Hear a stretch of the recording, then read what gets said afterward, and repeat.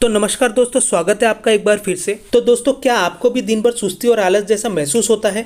उल्टी जैसा महसूस तो होता है लेकिन उल्टी आती नहीं है। क्या आप भी सिर दर्द या सिर में भारीपन जैसे बातों से परेशान हो?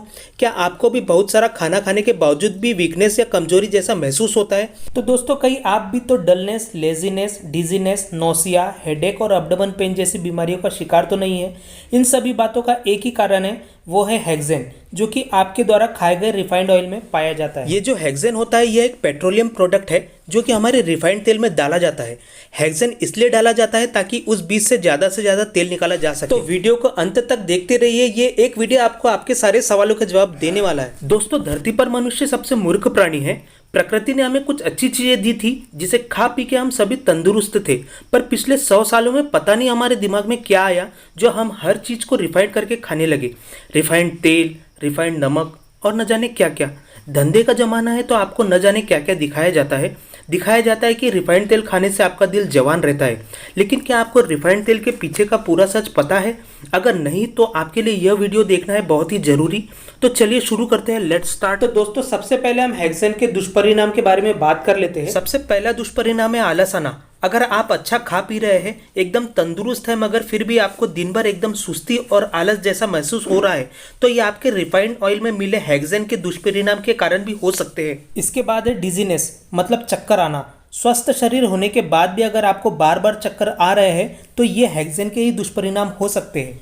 इसके बाद है डलनेस। इसमें भी आपको आलस और सुस्ती जैसा महसूस होता है और इसके साथ ही हेडेक, मतलब सिर दर्द, सिर का भारीपन जैसे लक्षण दिखाई देते हैं। इसके बाद आता है नेसिया, मतलब जी मचलाना। ऐसी स्थिति में आपको उल्टी आती नहीं है लेकिन बार बार आपको उल्टी जैसा महसूस होते रहता है। इसके अलावा होता है वीकनेस, मतलब दिन भर कमजोरी जैसा महसूस होना। बहुत सारे लोग बोलते हैं कि हमारा बच्चा बहुत वीक है या कमजोर है। अरे, अगर आप उसको रिफाइंड तेल खिलाओगे तो कौन सा आपका बच्चा पहलवान बनने वाला है। इसके बाद है अनकॉन्शियस, मतलब चक्कर आकर गिर जाना। हमारा कॉन्शियस ही चला जाता है और हम बार बार चक्कर आकर गिरने लगते हैं। इसके बाद है अब्डोमेन पेन। हमारे पेट में बहुत दर्द होता है और दवा खाए बिना पेट का दर्द जाता ही नहीं है।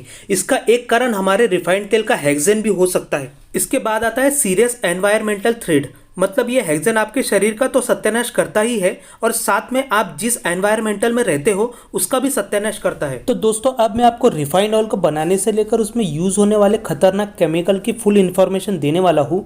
यह इन्फॉर्मेशन आपको सोचने पर मजबूर कर देंगी कि हमें रिफाइंड ऑयल खाना है या नहीं खाना है। तो दोस्तों, हम में से कितने लोग रिफाइंड ऑयल खाते हैं?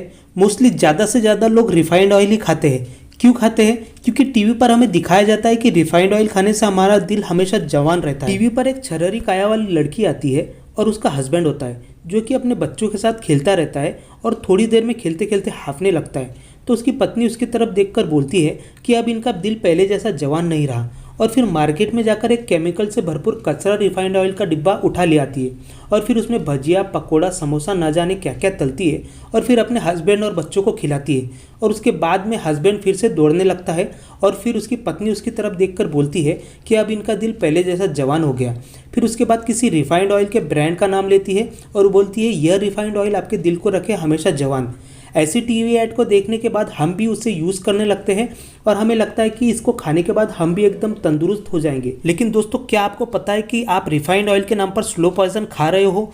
ये रिफाइंड ऑयल आपको अंदर से एकदम खोखला और कमज़ोर बना रहा है। इसके दुष्परिणाम आपके साथ साथ आपके परिवार और आपकी आने वाली पीढ़ियों पर भी हो सकते हैं। तो रिफाइंड तेल को बनाने के लिए सबसे पहले बीज ले लेते हैं। कोई भी फल, जो भी फल का तेल निकाला है उसका बीज ले लेते हैं। बीज लेने के बाद उस बीज से ज़्यादा तेल निकालने के लिए उसके साथ एक प्रक्रिया करते हैं जिसका नाम होता है सॉल्वेंट एक्सट्रैक्शन, और उसमें हेक्सेन नाम का एक केमिकल मिलाते हैं। ये जो हेक्सेन होता है, यह एक पेट्रोलियम प्रोडक्ट है जो कि हमारे रिफाइंड तेल में डाला जाता है। हेक्सेन इसलिए डाला जाता है ताकि उस बीज से ज़्यादा तेल निकाला जा सके। तो चलिए, और क्या क्या डालते हैं रिफाइंड ऑयल बनाने के लिए ज़रा नज़र डालते हैं। बीज से तेल निकालने के बाद उसे बीगमिंग करते हैं। हर किसी तेल की अपनी एक गंध होती है। अगर आपके आंखों पर पट्टी बांध दी जाए और आपके सामने अलग अलग तरह के ऑयल रख दिए जाए और एक एक करके आपके नाक के पास लाया जाए तो आप उसे सूंघ के पहचान सकते हो कि यह कौन सा तेल है। आपकी नाक इतनी तो अच्छी है क्योंकि हर एक तेल की अपनी एक विशेष गंध होती है जो कि एक विशेष प्रकार का प्रोटीन होता है जिससे हम सूंघ के बता सकते हैं यह सरसों का तेल है या मूंगफली का है। ये गंध उसमें नेचुरली पाई जाती है। इसके बाद जो प्रक्रिया की जाती है उसमें तेल को रिफाइंड किया जाता है, जिससे उस ऑयल में जो भी गंध है वो पूरी तरह से खत्म हो जाती है। जो अब सिर्फ कचरा है उसमें उपस्थित सारे पोषक तत्व नष्ट हो चुके हैं, जो अब हमारे शरीर के लिए किसी भी प्रकार से लाभकारी नहीं रहा। आप एक बार ट्राई करके देख सकते हो। 2 ढक्कन रिफाइंड ऑयल लेना और 2 ढक्कन नारियल तेल या सरसों का तेल। आपको रिफाइंड ऑयल में बिल्कुल भी सुगंध नहीं आएगी। तो दोस्तों इसके बाद तेल को रिफाइंड करने के बाद उसे ब्लीच किया जाता है और उसका कलर वलर पूरी तरह से निकाल दिया जाता है। रिफाइंड ऑयल को गौर से देखना, वो एकदम पानी की तरह पतला दिखाई देता है। इसके बाद इसको डिओडराइजिंग करते हैं। तेल निकालकर इतनी सारी प्रक्रियाओं को करने के बाद भी यह अभी तक रिफाइंड ऑयल अच्छे से बना नहीं है। इसके बाद इस ऑयल को 2000 डिग्री सेल्सियस तक के तापमान पर गर्म किया जाता है।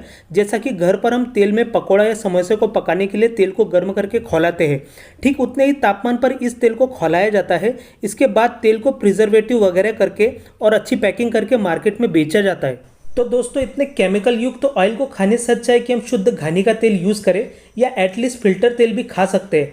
फिल्टर तेल मतलब जिसे हम छान कर बनाते हैं, इसमें केमिकल वेमिकल कुछ नहीं होते।